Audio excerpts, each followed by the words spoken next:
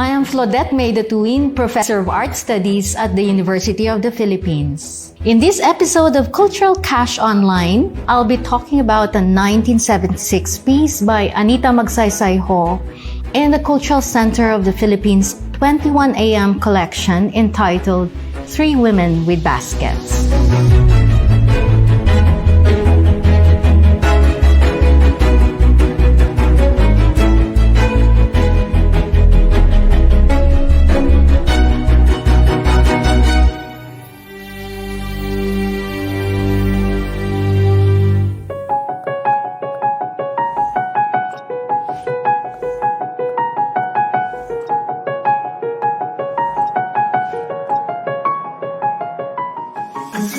Anita Magsaysay-Ho is a pioneering artist in so many ways. As the only woman in the pre-war group of 13 moderns founded by Victorio Edades, she is a pioneering modernist. As an artist, she's one of those who took on the challenge of painting in egg tempera, a medium she studied at the Cranbrook Academy of Art in Michigan.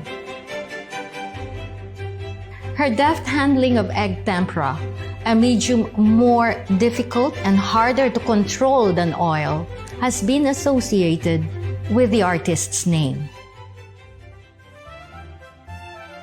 Magsaysay-Ho dedicated her entire career to painting women, drawing inspiration from the farmhands, fishers, and laborers in Zambales, where she spent her childhood summer vacations.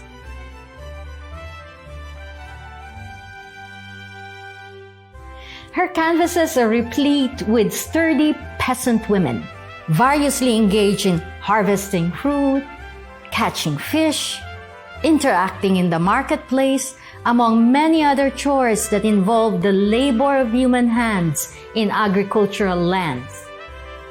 In the Three Women with Baskets, the women are similarly shown at work, but caught in a moment of transition from one movement to the next.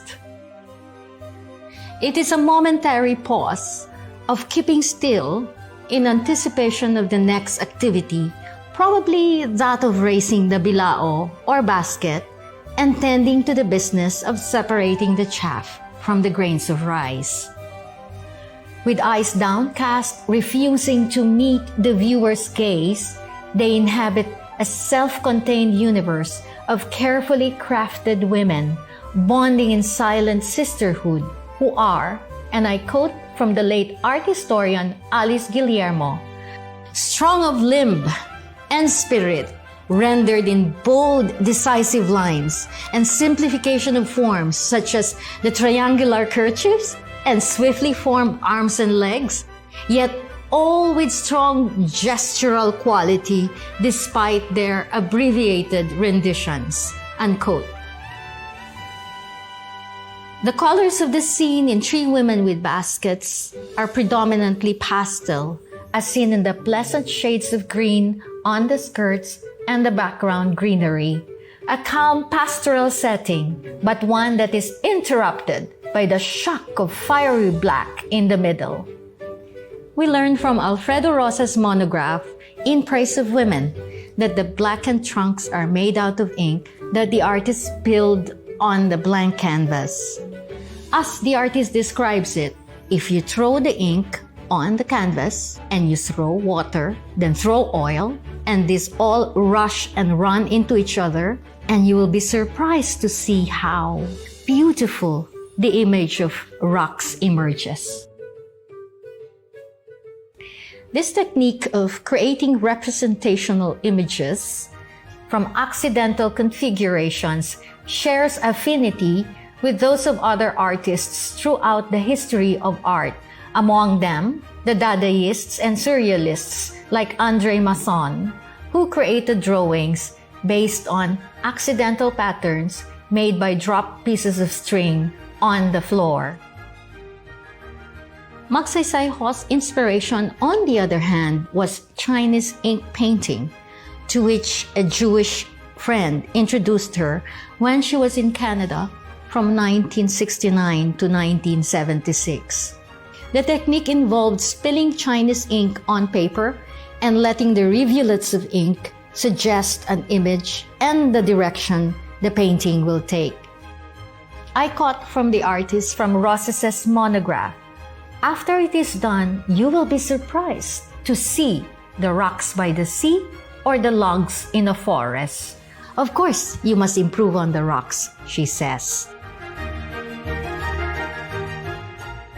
After the initial fascination, however, she lost interest in the experiment because she was not thinking anymore, she says, and it was the spilled ink that was doing it, unquote.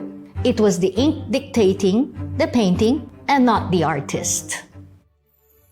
This refusal to let chance take over the creative process completely is evident in an interview with the art critic Sid Reyes in 1986, where she revealed that while she sketches directly on the canvas with charcoal, she never depends on what she refers to as chamba or la. At the outset, she has a clear idea of how a painting will look like when it's finished. At the same time, she allows a certain amount of chance in abstracting her figures by working around accidents, like the accidental loop of paint when it's splattered on a canvas, as she puts it. This tension between being in full control and allowing an element of chance to take over aspects of a work is seen in this 1976 piece, which is one of 25 in the ink blot series she produced in the 70s while she was looking for new directions in her art. The figures are composed in symmetrical formation, but not exactly. In the foreground, two figures, one posed frontally and the other sideways, frame the blackened trunks. That, in turn, frame the central figure, who is caught in a pensive contrapuntal pose. The trio's dresses are color-coordinated, off-white for the tops and kerchiefs, light green for the skirts, which are repeated like variations on a musical theme in the background that spills over and bleeds out of the picture plane. The color scheme would have been monochromatic if not for the dark trunks that look like flames rising past the lush branches onto the sky beyond, with the tree's gnarled roots melding together in a massive, exuberant heap at the bottom. This frame within a frame composition makes me feel as though I am being drawn into or sucked in between the blackish, sooty flame of the trunks. This unease, which have been more intense had the scale been life-size, is evoked most probably because the ink blots look out of place in the bucolic setting. In his assessment of the ink blot series, Ross has similarly expressed discomfort at the disparity between the spontaneity of the ink blots on one hand and the carefully choreographed and studiously rendered women on the other. But I see this seeming incompatibility as but one instance of an other world, one that can be viewed from what the feminist writer Teresa de Lauretis refers to as an elsewhere, a quiet place of women going about their business, but also a space of tension and resistance where women, like the artist, are in full control, and I quote her, of their own movements and gestures, their expressions of happiness and frustrations, their diligence and shortcomings, their joy of living. I know well, for, after all, I am one of them.